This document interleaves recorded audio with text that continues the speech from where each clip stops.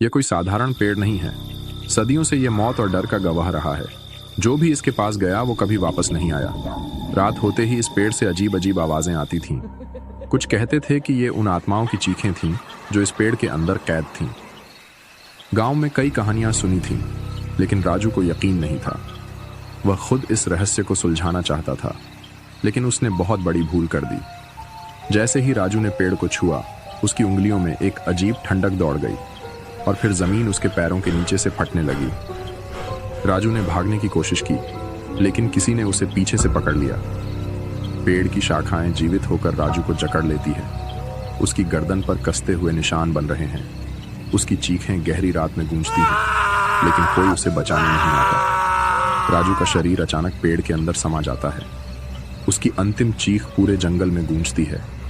चारों ओर सन्नाटा छा जाता है, मानो कुछ हुआ ही ना हो। अगले ही पल राजू वहां नहीं था।